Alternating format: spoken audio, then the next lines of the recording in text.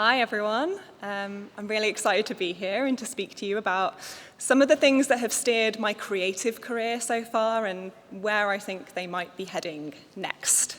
I'm Emily Holyoake, like the TV programme, and I make theatre, primarily as a playwright. And the kind of theatre that I usually make, until a few years ago, I would have called it techie theatre. So plays set in space or online, plays with characters who are holograms and robots and fangirls.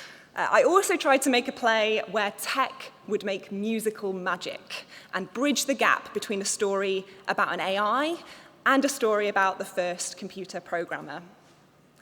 Then something big happened a few years ago, which kind of made theatre temporarily impossible. And I started to make different kinds of work, but we'll get to that. First, let's just orientate ourselves. I have some big questions. And it's not up. Have I done something wrong? Try again? Nope. Hit spacebar. Nope.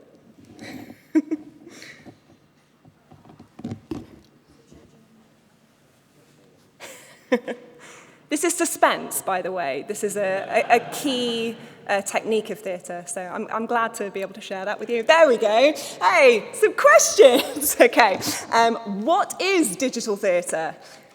Is it really theatre? Should we keep making it? I should be clear from the outset, this is about lockdown. Before the pandemic, what I thought of as digital theatre is probably what I would now call multimedia theatre.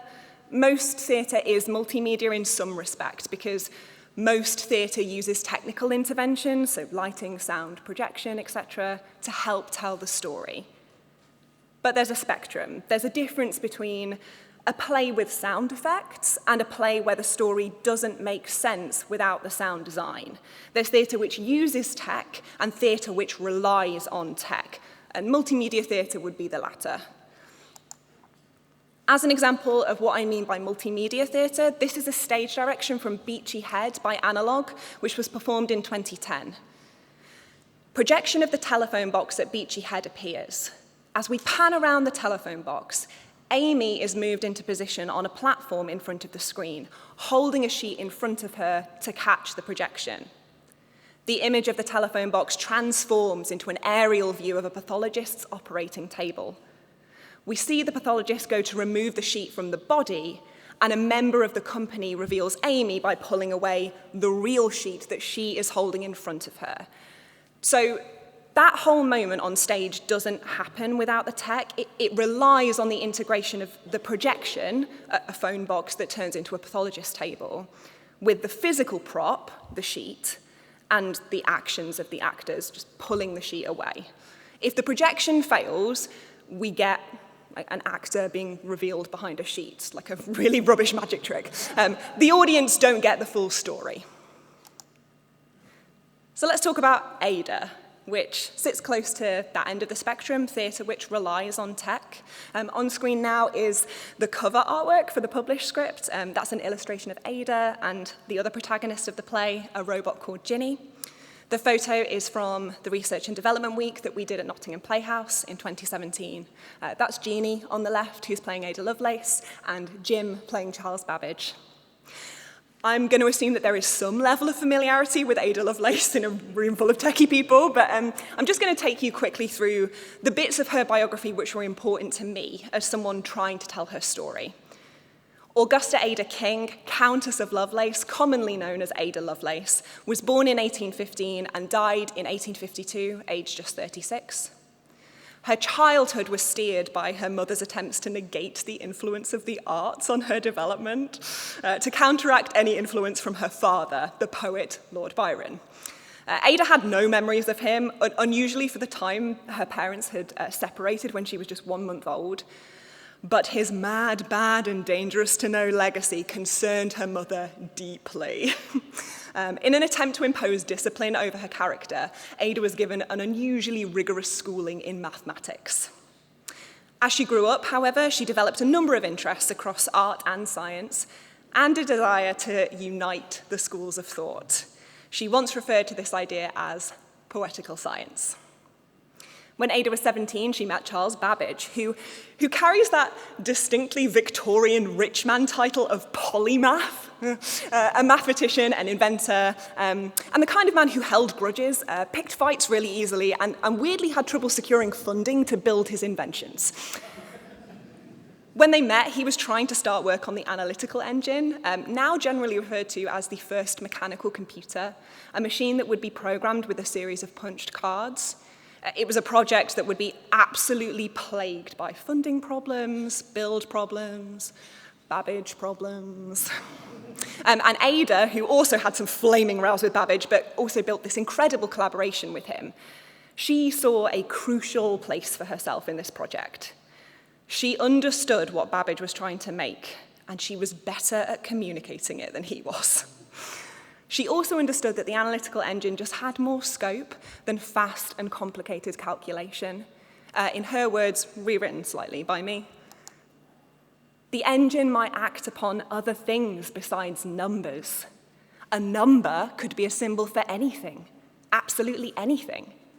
Suppose that the fundamental relations of pitched sounds in the science of harmony and of musical composition could be adapted and expressed. The engine might compose elaborate and scientific pieces of music. Ada the Play happened because of Adam McCready. This is Adam. We met in 2014. He's a fantastic sound designer and composer. He wanted to try producing, and he wanted to make something about Ada Lovelace. We met after a rehearsed reading of my play Stasis, which is set on a spaceship, and he correctly guessed that I might be into techie things. We agreed that we didn't want to do a biopic. We'd tell the story of Ada's unique insights, her collaboration with Babbage, her relationship to her own work and her legacy. But it didn't need to be a neat sequence of scenes, just telling the story of her life.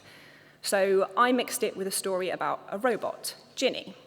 This is Jessica on the right, who played Ginny in the R&D. Ginny lives and was made in a university. And day after day, she composes the same piece of music, because every night, her memory is wiped. And her story is about her learning that she can do more than she was designed for, and what the consequences might be if she composes something different. The play ends in a scene of Ada and Ginny meeting somehow, because neither of them can seem to do anything except break the rules, and they talk about what they were made for, who made them, and what they could still do. And this is where the idea of multimedia theatre just comes back into focus. So this is Haiku Salou, Gemma, Sophie, and Louise, and they're a Derbyshire-based instrumental trio who make dream pop, post-folk, neo-everything music. Okay. The idea for Ada was that we'd build a playable set, so sort of a Faraday cage aesthetic, where specific points around this frame and the space would correspond to the fundamental relations of pitch sounds in the science of harmony. And while the characters moved through their stories, particularly Ginny, sometimes Ada, and sometimes both of them working together, they would compose elaborate and scientific pieces of music. They would score the play live, together, on set, using the set. They would trigger sound effects by touching each other. They would exist in this magical music box and compose the play together every night, using a palette of sounds, chimes, and buzzes dreamed up by Adam and Haiku Salou. In amongst the kit that Haiku Salou brought to that R&D was a makey-makey. If you haven't come across it, then here's the explanation from their website. Alligator clip to an object. When you touch that object, the computer thinks you're pressing the keyboard. By mimicking a keyboard and mouse, the makey-makey lets you control any computer program with everyday objects. So basically, human beings are pretty conductive. So if you connect a makey-makey to a chair, sit Jessica in the chair, and then touch her, you can trigger a little buzzy sound effect like she's a broken robot. Here's a clip of that, which I hope you will be able to hear. And apologies for my really loud laughing. Jess is my sister, so I found this really funny. Here we go. Are you poking her? Go on, someone poke her. Go on.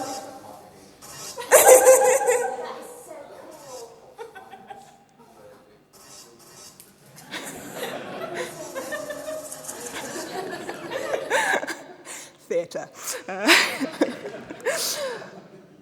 So this was my first step from making theatre about tech to making theatre with tech.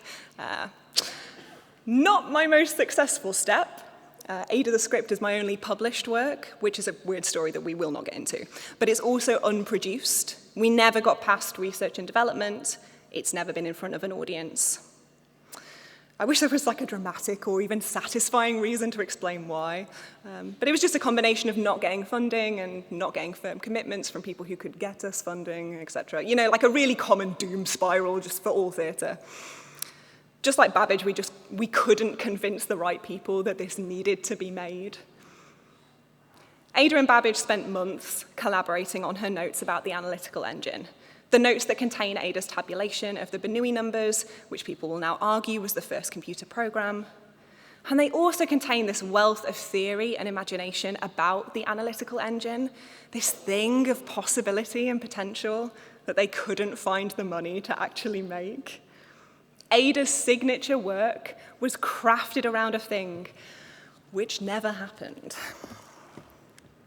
It's common in playwriting to describe a script as a blueprint. It holds the shape of the thing to come, but it needs the imagination and resources of a lot more people to get off the paper and into reality.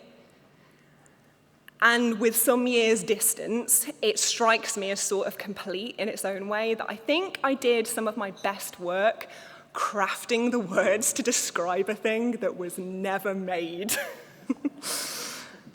Okay, we need to go back to lockdown now, I'm really sorry. Wait, actually, before we do that, what is theatre? Like, we all know what theatre is, right? Because what we're going to get into now is digital theatre, so we need to agree that when we talk about theatre, we're talking about the same thing. Okay, so a theatre is a place, a venue. There's a stage somewhere. That's the actor's space. Then there's an audience. They usually sit in rows facing the stage. There's an on-stage and an off-stage. And the art form of theatre is about what happens in that space. You sit inside that space with other people, and you watch actors on a stage performing a story. Unless it's like open-air theatre, but like that's basically the same. Look, you sit outside with other people, and you watch actors on a stage performing a story.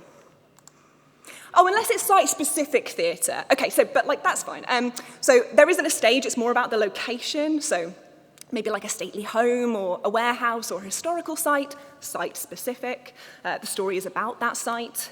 But you know, like actors, audience, watching a story. Unless it's immersive or interactive theatre, and then the audience is still sort of an audience, but maybe they're also sort of characters or players. Like they could wear masks and roam around an entire building and experience scenes in any order, and maybe they'll miss things altogether if they don't open the right door. So theatre is, the thing that people can usually agree on when they try to define theatre is one word: liveness.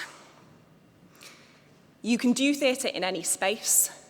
You can have an audience of hundreds or just one person. You can play a story out to them while they watch, or you can make them part of it. But it has to happen live. It has to be me and you, real time, in a moment that can't be repeated, because we are together, and this is happening live. Cool, so lockdown. In March 2020, it became impossible for people to get together and make stories happen live. I was actually in the thrilling position of having performance dates for my brand new play lined up for Saturday 28th and Saturday 29th of March 2020. Yeah, great. But I was also lucky because the play that got cancelled was being produced by Chronic Insanity Theatre Company. At the time, my play was scheduled to be part of their first attempt at producing 12 plays in 12 months, and they weren't going to throw in the towel just because every indoor venue closed. They did what a lot of other theatre makers did. They tried out different ways of telling stories, and since we couldn't be together, a lot of that storytelling happened digitally instead. What started to happen in that moment was the emergence of a new art form. The kind of work that I would now call digital theatre was definitely being made before the pandemic, but it also started to crystallize in a new way when it became necessary. From restriction comes creativity. From lockdown comes the new digital theatre. If the old digital or multimedia theatre was theatre which relies on tech to tell the full story, the new digital theatre added the extra layer of being delivered via tech. Audiences couldn't physically be with us anymore. We had to stay at a distance and reach them through other means. And if you weren't following what was happening in theatre in 2020, here are a few ways that artists were trying to reach their distant audiences. Online broadcasts of past performances, filmed past performances. So this is the National Theatre's NT at Home programme. A lot of organisations just opened up their archives and slapped them on YouTube. I watched Yerma. There was a lot of screaming. Would not recommend if you have nervous pets.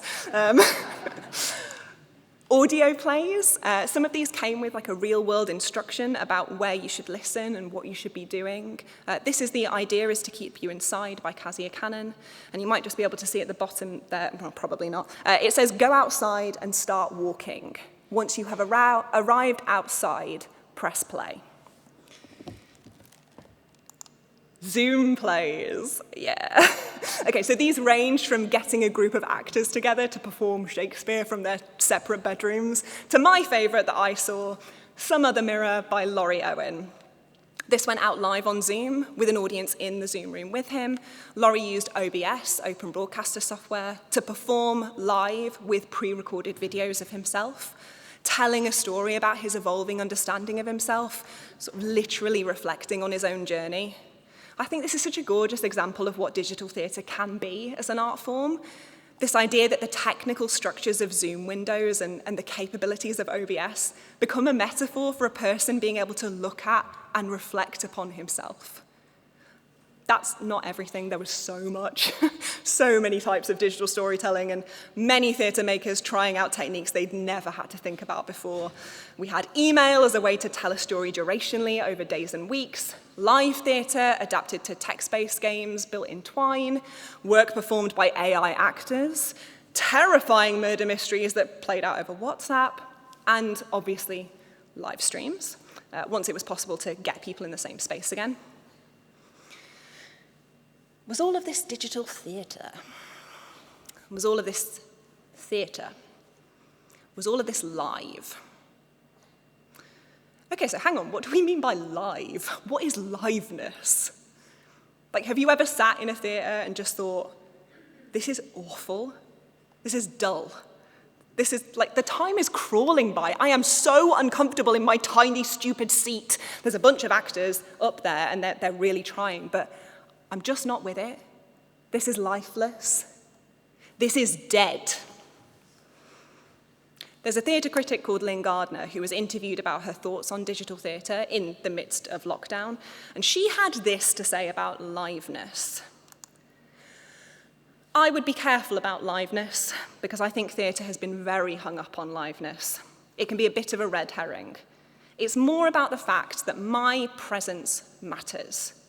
There's an awful lot of theatre that claims to be live and actually is half dead and completely inert. If the entire audience wasn't there, it really wouldn't matter. We can never genuinely stop Romeo and Juliet dying. They are always going to die at the end of the play, whatever decisions that we make. But I think that there are shows where our presence genuinely does matter, and without us, the show cannot go on. There's something else about digital theatre which makes it feel like a new art form.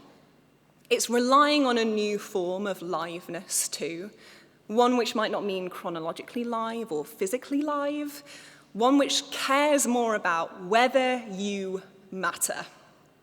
If you're an audience member and you're watching a story, does it matter that you are present? Can the show go on without you? Okay, so remember how in March 2020 I was supposed to have a play on with a company called Chronic Insanity? And that summer we started chatting about an idea that they had for a digital theatre festival driven by audience data. The concept was that the pieces in the festival would rely on the audience not just in ways that they could perceive, such as X choice leading to X narrative outcome, but in ways which might feel more hidden or surprising. My contribution was The Next Best Thing, a fully voice-acted visual novel with a branch and bottleneck narrative structure and 6 different endings. You play as Alex, a character who's grown up in a small, technophobic community living outside of society. When the story starts, you've just lost your father, and your failed attempt to get him medical care has put you physically inside the territory of the city for the first time in your life. Overwhelmed, isolated, and frightened, you've made a choice. You've decided not to go home. The people living in the city are what they call integrated. They're given an AI companion from birth, a personalized to them interface to a wider system called Sam. Sam does everything a smartphone does, plus an extra feature. It helps you make decisions. You hope that after everything you've been through, Sam will give you the opportunity to help you live your best life. But just as you're settling in, you get contacted by an old friend from home, Z. And Z believes that Sam is part of a dark, secret system, and that you're in prime position to find out the truth. So, can you trust the people who are trying to help you adjust to your new life? Or should you dig around for secrets and potentially risk everything, putting yourself and Z in danger? Just a shout out here, the illustrations that you're seeing on screen were drawn by Ellen Shaffett, and they're based on the headshots of the voice actors. The Next Best Thing pulled together a few different themes. Firstly, the idea that making choices all by yourself is really hard. The story starts with a short quiz so that the system can sort of get to know you, and a moment where Alex sets a goal for Sam to help them with. And after that, every clickable option is ranked for you by Sam. So the first choice you make is which of these 2 characters you're going to speak to first. Emma Hart, an outgoing, optimistic Sam influencer, or Dr. Bell, a professional, reticent psychiatrist who's been assigned to help you integrate. And depending on how you've responded to that startup quiz, Sam might tell you that talking to Emma has a 60% chance of success of moving you closer to your goal, and talking to Dr. Bell has a 30% chance of success. You can still make any decision that you like, but Sam's trying to help you out. Isn't that nice? The second theme in The Next Best Thing is that trauma rewires your brain. Your character, Alex, has been through a traumatic loss at the start of the story. And one of the ideas about traumatic experiences is that they literally change the pathways in your brain. Trauma makes connections between everyday things like loud sounds or crowded spaces or strong smells and physiological responses which make us panic, relive, spiral. Trauma changes the shape of your mind. The third theme is examining this idea that if we just gather enough information about everything, we'll be able to predict anything for anyone in any context. So, okay, frequently during lockdown, and honestly at least once a month since, I rewatched a video by H. Bomber Guy, a YouTuber, critiquing BBC Sherlock. Please stay with me. Right, so there's a point that he makes about the nonsense-level genius that the writers elevate Sherlock to in that show, where the character goes beyond deducing and just seems to be sort of magic. Obviously, that is a screen grab of a Sherlock in his magical mind palace. Anyway, right, okay, so there's a Sherlock quote which summarizes this premise, which I just couldn't get out of my head. If you could attenuate to every strand of quivering data, the future would be entirely calculable. That's my Benedict Cumberbatch impression. I'm surprised you didn't recognize that. So I'm thinking about decisions, I'm thinking about brains, and I'm thinking about every strand of quivering data. During the writing process, 2 things happen. One, I learn about research into DNA storage, storing data in DNA molecules. DNA is theoretically great for this because the capacity would be massive. A gram of DNA would represent 1 million gigabytes of data. But one of the difficulties is effectively a translation issue, binary to DNA and back again. And this makes me think about how much data a system would need to collect to make good decisions about the future of every individual person, and where every strand of quivering data could be stored. And then I think about translating binary to DNA to binary and how fast you'd need to do it. And it's brains. Brains, SAM only works because its data is stored in living human brains. That's the dark secret. There are people, living people, being used as processors for SAM. Cool. But then I think about trauma, and whether it might be beneficial to have data running backwards and forwards in a human brain. In a fictional universe where all this is possible, it's also possible that this translation process takes spiral trauma pathways and makes them painless again. And that's the dilemma at the heart of the next best thing. Is this okay because it helps the people that it also exploits? The second thing that happens during the writing process for this is I start learning Python. Hey, this is the course that I try. I do not complete it. I've tried twice. I've failed twice. It's great. I'm doing so well. But this is my first attempt in 2020, my first experience of programming, my first time trying to understand computational thinking. So people who want to be actors or playwrights or directors, we get told all the time, read plays, go and see plays, think about plays, learn about them. You cannot make what you don't understand. Similarly, if you want to understand how to write a narrative with a branching structure, God, it really helps if you understand how if-else works. Yeah, I know this is so basic, but just imagine a time before you understood that first tiny step. But then you actually use it, you understand it, and you can make something with it. It's not an exaggeration to say that I would not have written this piece if I hadn't started trying to learn how to code. And also, just a little Python side note, but I'm guessing some folks in the room might have recognized what the next best thing was built in just because of the aesthetic of it. So it was made in RenPy, which also runs on Python. So I'll say now that I go back and forth on whether the next best thing is digital theatre or whether this is Playwright's first video game. I do describe the next best thing first and foremost as a visual novel. That's how I introduced it today. So here's a thought about digital theatre, which kind of relates back to what we talked about liveness and presence. Digital theatre requires someone to be present to make the experience whole. Something that was such a hallmark of lockdown digital theatre was that we were calling it theatre just because it was work being made by a team of theatre makers, distributed digitally. It was work being paid for by theatres or theatre funders, made by theatre makers, and marketed to theatre audiences, which was actually a film or a game. And a lot of that work wasn't different from an audience perspective to other films and games. In fact, and I say this with the knowledge that I am not exempt from it, often the difference to an audience was that these were just middling quality films and games due to the inexperience and lack of expertise of the theatre makers.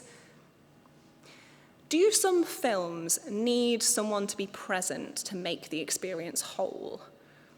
Yes, interactive films do exist. Lots of those were being made by theatre makers. Do games need someone present? Absolutely. So you see where things get really muddy when we start trying to carve out a specific niche for digital theatre that's separate to these two things? What is it about presence that relates to liveness and so to theatre? Well, the presence of humans means that every time an experience takes place, it is different, or it has the potential to be different. You can see the same play 2 nights in a row and it can feel different, or things can actually take place which are different, a different line read, an audience gasp in a different place. Some of that is true of the next best thing. It's also kind of not untrue of other video games either. So there's another quality of liveness which is about an experience being ephemeral, transient, in some way restricted to a time, a place, a context. Part of the reason I have so thoroughly spoiled the plot of The Next Best Thing is because it's not publicly available to play anymore. It was part of a digital theatre festival in 2021, and it was available to people who bought tickets for that festival, just like plays have limited runs. I don't know if I'm happy with that. That's pretty artificial, isn't it? Like, limited runs aren't so much about the art form as they are about money, creating demand through scarcity, limitations on licensing, only having the budget to pay a team for a certain amount of time. And you can't argue that restricting the length of time that something is available makes it theatre when the mousetrap has been running for 70 years. And here's the last thing about the crossover between theatre and video games, which is partly why this is also tangled for me. They have the same root, which is play. Plays are called plays because of play, as in the thing we naturally do as children, you know, the thing we're forced to do in corporate bonding icebreakers as adults. When I was a drama student, we spent the first 6 weeks of our degree playing games together, like literally playing Grandmother's Footsteps and Mafia and inventing games together. The module was called Acting and Not Acting, and it was there to remind us that performance works on game rules, role-playing, objectives, conflict, resolution. None of the stuff that we wanted to make as very serious drama students existed without this. We needed to get serious about play. So anyway, that was what I did during lockdown. I couldn't stage a play, so I made something audiences could play. In 2021, I worked for a virtual choir. That's me on the top left there, pre-pink hair. Virtual choirs, another kind of digital art form that came out of lockdown. This particular choir boasted thousands of members in over 50 countries. When in-person singing became possible again, the choir experimented with hybrid projects. In summer 2021, virtual choir members zoomed into in-person rehearsals with the Vienna Sing Academy. It was genuinely moving to be in that Zoom call, to see all of our singers in their separate homes all around the world and in their tiny little Zoom windows, and then to see something that we'd lost in lockdown, a choir in a room together singing, to be able to rehearse with the Sing Academy and know that it wasn't a recording, it was happening hundreds of miles away, and to know that there were laptops in the Vienna concert house, and although they couldn't hear us, they could see us singing along. Yeah, I had a little cry after that rehearsal.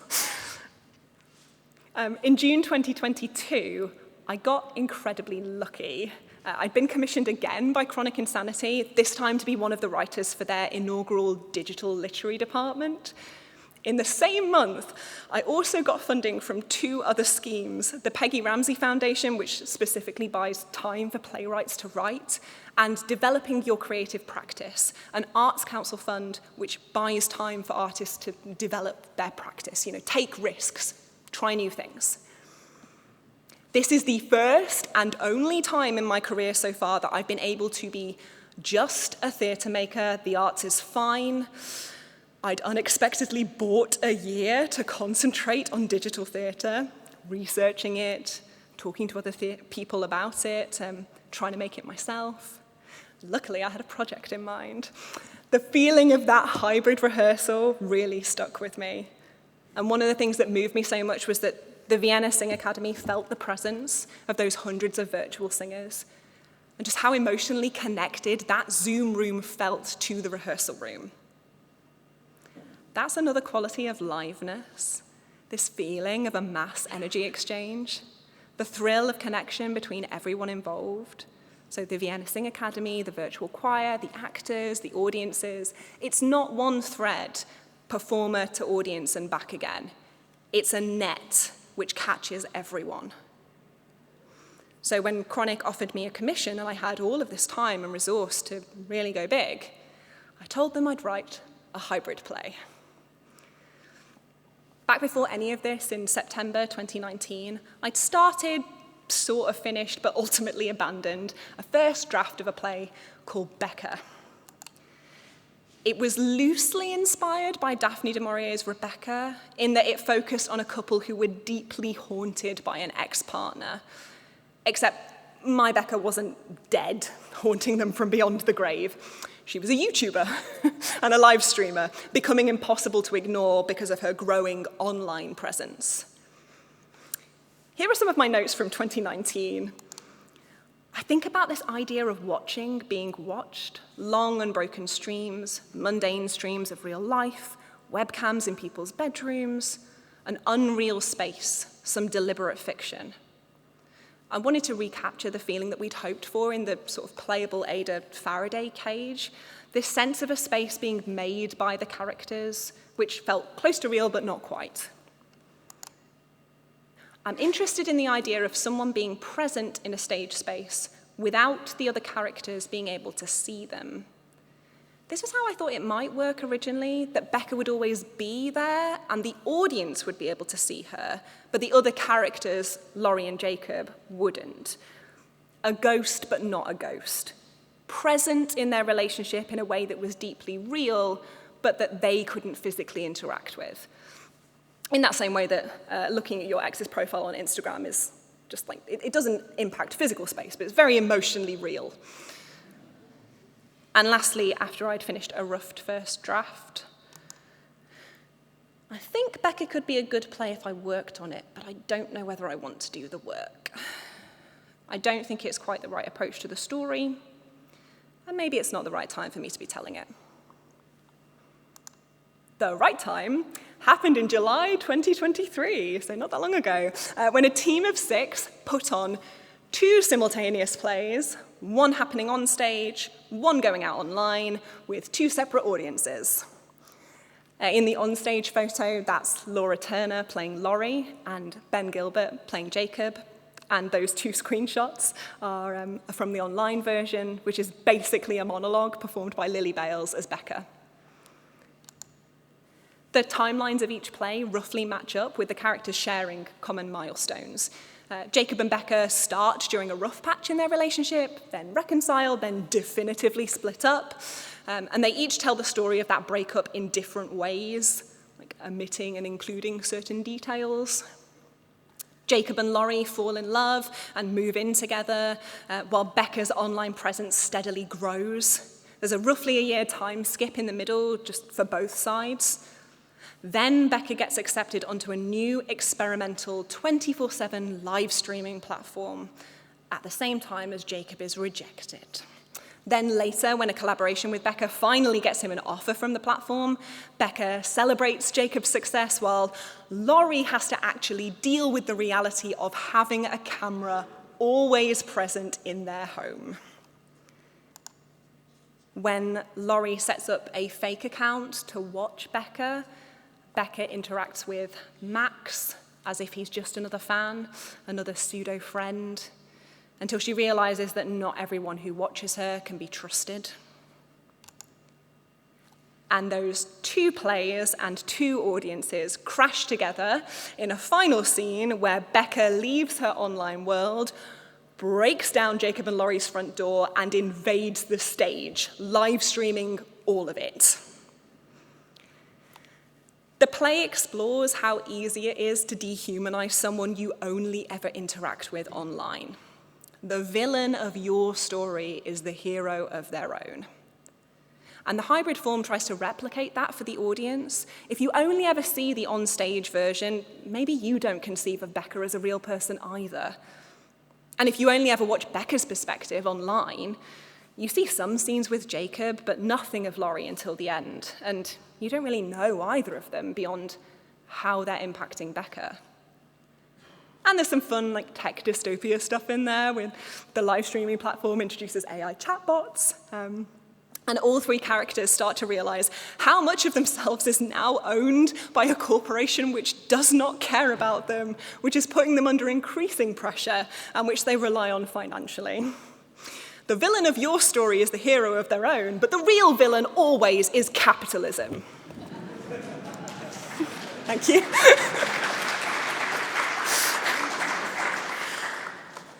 So we rehearsed Becca over 3 weeks. And some of those rehearsals were actually filming sessions because we pre-recorded some of the online scenes just for logistic and aesthetic reasons. Some of those scenes took place outside. Some needed Ben when he'd be on stage on the night. And some of the scenes kind of needed to feel like edited YouTube or TikTok videos because that's what they were in universe, and we wanted them to feel different to the live-streamed scenes. And I will say that we turned up on the day of the first performance, and we had never tested running the two plays simultaneously together. So that was fun. We had a lot of backup plans and backup plans. Joe Strickland, who directed the show, operated the online version, cueing the pre-recorded scenes and also keeping Lily updated on where the onstage show was at and effectively whether she needed to slow down or speed up or throw some improv in, which meant also keeping an eye on messages coming from Nat Henderson, our dramaturg, who on the day got volunteered to operate lighting and sound for the onstage show and keep the online team updated via WhatsApp. Meanwhile, on stage, Ben and Laura were responsible for queuing up and playing pre-recorded Becca videos from their phones and laptops. And I sat in the dark and watched them all. That's writing life. That's what that is. We didn't know if it would work, but it did. We staged a hybrid play. We had a theatre full of people and upstairs a performer on a live stream with people watching from all around the country. And there were definitely different levels of understanding of this from the audience until right at the end of the play when the live stream stage invasion happens and it just becomes really clear. The digital and the physical, the in-person and the online were all part of different pieces of the same thing, a mass energy exchange, a net catching all of us. What is digital theatre? It's a new art form. It's theatre delivered by tech. It doesn't need to be 100% live, so long as an audience is present to make the experience whole. Is it really theatre? Yeah. Should we keep making it? I go to the theatre to see all sorts of stories. I'll watch just about anything, me. I do like being immersed in other times, experiences I'll never have. But I also want to see myself. I set up my first website when I was 12. I've carried a smartphone since I was 18. I have made lifelong friendships in LiveJournal communities. I work remotely. I have colleagues I've only ever met on Zoom. One of my favorite stage directions in any play is from The Sugar Syndrome by Lucy Preble, which was first staged in 2003. Act 1, Scene 1. Danny in her bedroom. She connects to the internet. The sound of a modem dialing. I love it because it places it. Danny is an isolated teenager in 2003, so of course she's online and of course it's dial-up. The sound of a modem. What a story that tells. If we're going to tell contemporary stories through theatre, we can do it with sound effects.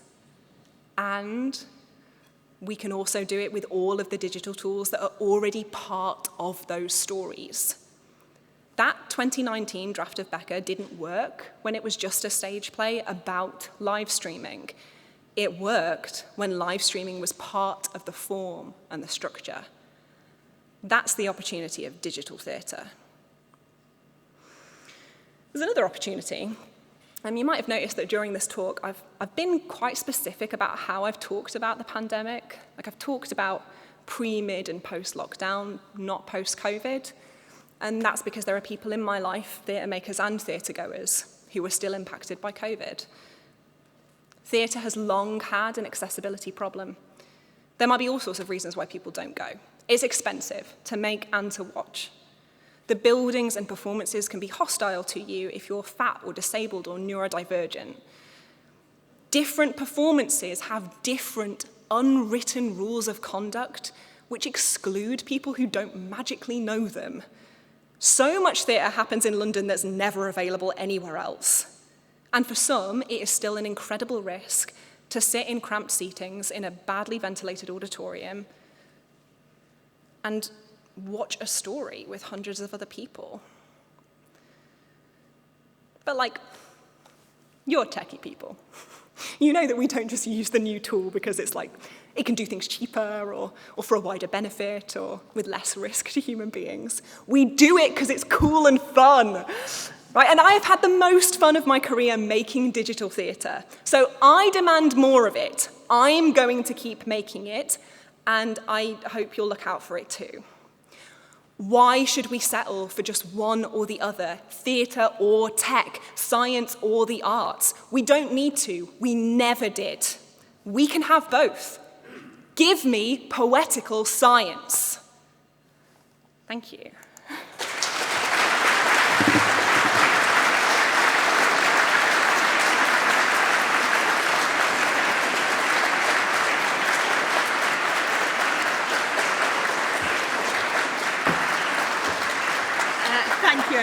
Thank you, Emily. That was brilliant. I thoroughly enjoyed that.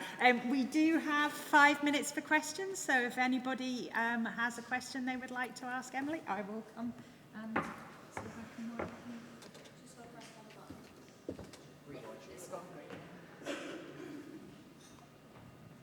Thank you so much, Emily. That was wonderful. I've got a question for you which you may not want to answer right away. You might want to think about it. What's the most outrageously different thing you think you might like to do with digital theatre in the future?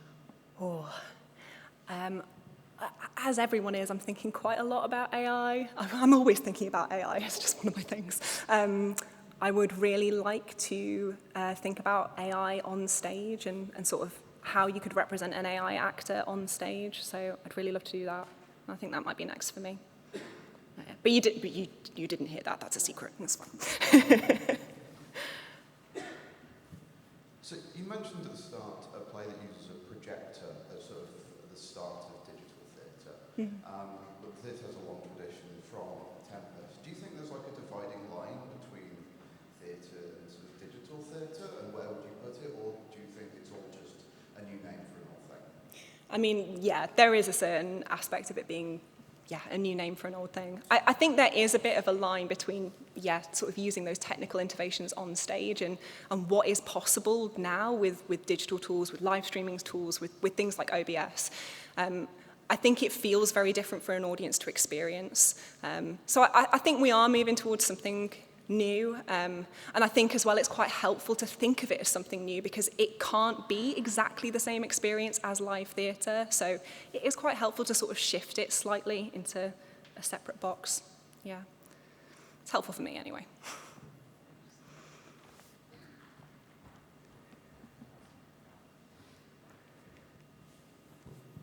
That was fantastic, thank you so much.